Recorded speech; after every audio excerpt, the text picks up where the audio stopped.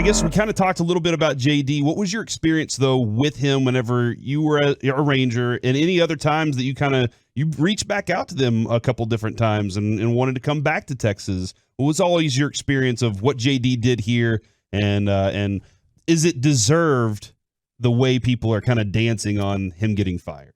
I don't think it's deserved. It sucks as everybody kind of remembers him now of what's happened as of late. But the people got to understand too, he did a lot. He was also my first general manager. He's the one that brought me up. I've had a good relationship with him. The conversations we've had on the phone, even when I got called up, we had a good experience there. That's, it was a memorable moment. I thought it was a joke when he called me up. I don't know if we've talked about that before, but that was the one thing. I think he did a lot of great things for this organization too. He went out and got guys for us when that time came during the playoff runs. He made the point to show that he cared about this team and he wanted to win, and he did. He tried everything he could to get us a ring, and unfortunately, things didn't go our way twice with those opportunities, but we were still there. He still put us out there and put us in the best position to win, and unfortunately it didn't go that way. It does suck the way that things have been handled for him, and as Sean was saying earlier, we talked about this too, is it would have been nice to see him go until the end of the season and then let him go, since he was, according to what they were saying, is it was possibly going to retire or leave to begin with. But the way it was kind of handled, I guess that's just, as Wash would say, that's the way baseball go. But it does suck for him. You don't want to have him be remembered as something that, of what happened now as of late. Did y'all, when y'all were in those World Series, when y'all were in the playoffs doing that thing, did y'all recognize the moves he'd made? Like the Cliff Lee move, I think is just, it's such a spectacular thing. And I was asking Mike about this. What was it like when he was getting ready to pitch against the Yankees that day, and he lets three batters on base? Game 3. Yeah, Game 3. Was he in a focus? Was he walking around crotch first, everything? Like, I got this, guys. Like, what was that day like? For Cliff, right? Yeah, okay. for Cliff. I was going to say, JD didn't walk around the club. I was like, I got this. Don't worry. It was, knowing that we had Cliff, we knew what kind of a pitcher he was. Mm-hmm. He was a big game guy. He's somebody that you've always wanted to have. You always hated facing him because you knew he was going to do his job. But he came in and he did what he was expected to do. He put us on his back and carried us. I mean, you think about the whole playoff run. Look at, first of all, before we even get to New York, look at what he did in Tampa. Yeah. He won us some very important games there. Obviously, the offense helped out and everything too, but it was just huge. Like, again, you got to give the credit to JD for going out and getting Cliff and getting those guys to help us. In 10, he got us Vladimir Guerrero. We got multiple guys to come and help us to be successful, to win and get us to the World Series. That's what stands out. And, back to what you said about Cliff, you knew going in Cliff was the guy. This was going to be the guy to carry us. And what was great about Cliff is it motivated the rest of that rotation too, to be out there and be a part of this. We see Cliff being successful. Now we want to do it. We were feeding off of him.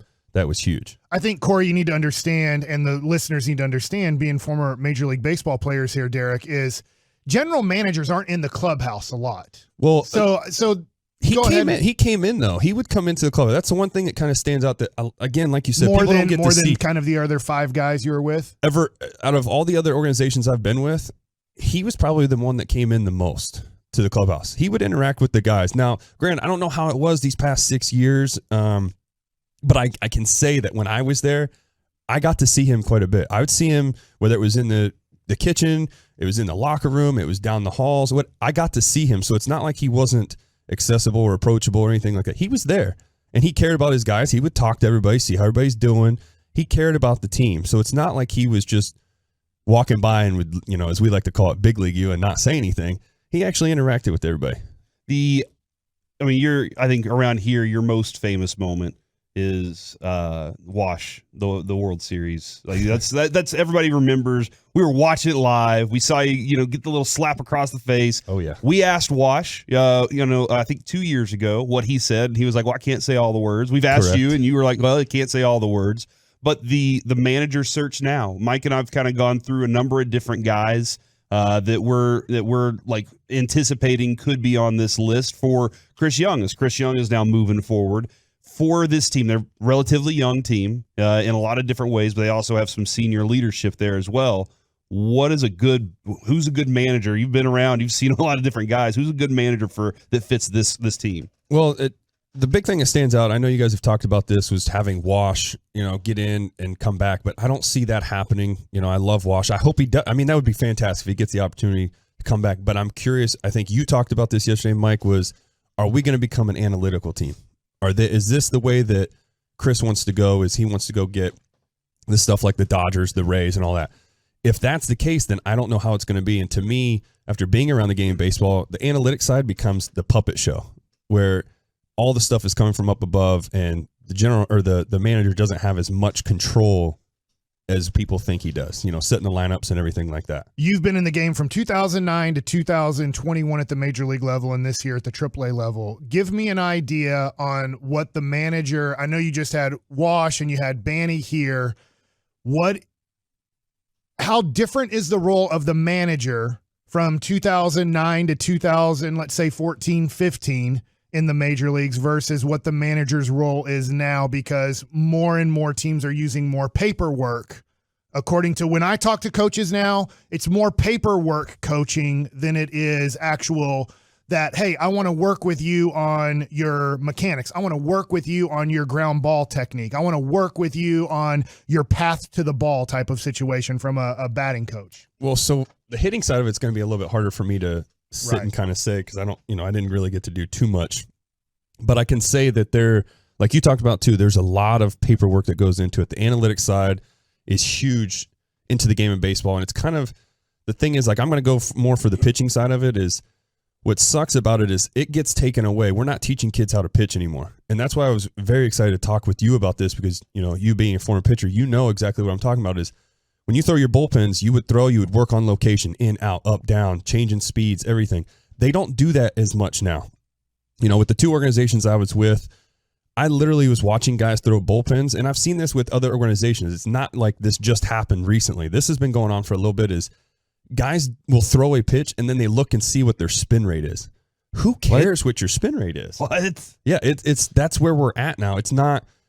This is why I like the analytics, but at the same time, we're not improving our pitching. We're not learning how to pitch. We're learning how to just spin and throw.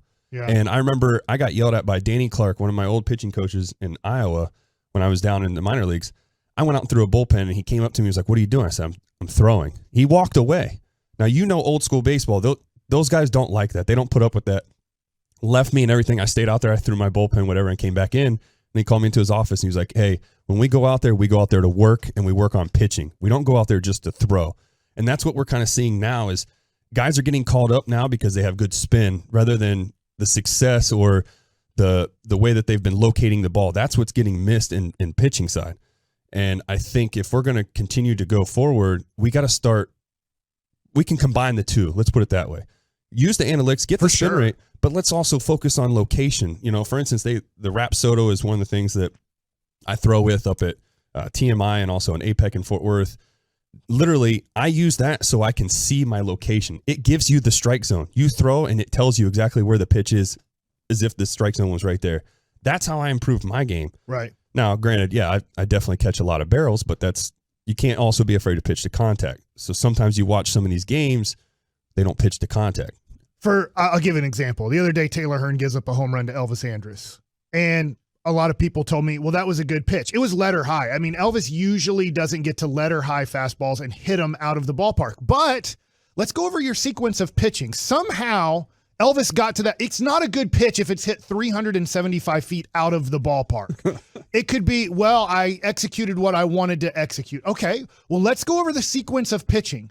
How did he get to that pitch, get to it so well, and hit it out of the ballpark? Because there's something that went wrong. Elvis figured out that you were going up there, and he got the barrel to the ball, and he hit it out of the ballpark. So there is somewhere in this is a breakdown of how we set up that pitch, or that pitch doesn't have enough movement to fool guys in the major leagues. The hitters, I mean, this is as basic as it gets, which I think that a lot of times computers can't figure out, is how did that human being with a human being's brain, how did he figure out that you were going to do that? Mm-hmm. Because The computer won't be able to figure that out for you. We have humans throwing the ball and we have humans hitting the ball with their own human brain that's not a computer.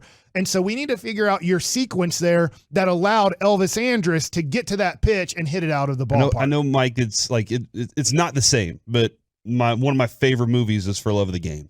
And great movie. Kevin Costner's on the mound, and he's talking to himself about, I'm about to pitch this, I'm about to throw this pitch, so I'm going to have to throw this other pitch instead because this guy knows him so well. Like, they're good friends. He's like, he knows I'm about to throw it. It's going to hurt a little bit. I have to throw this pitch in order, because he knows that guy's thinking, man, now Beltre, I don't know if Beltre was one of those guys that kind of thought that way, or if he was just like, I'm just going to hit baseball. But there are lots of very intelligent batters out there. There's 100%, and that's where the analytics side plays into this too, is you got your scouting report. If I'm facing, for instance, Beltre, we know that Beltre can hit a ball. If you throw, I'll put it this way, if you throw high, it has to be helmet high. He can hit balls that are letter high. We've seen that. We've seen it in real life. So you have your scouting report going in, and that's where the analytics side is good. You have your sequence, just like he was just talking about with Elvis. You know what pitches he can hit. You go with your strengths versus his weakness. You put them both together. You kind of figure how you want to approach the guy, and you also got to look at how you faced him previously too.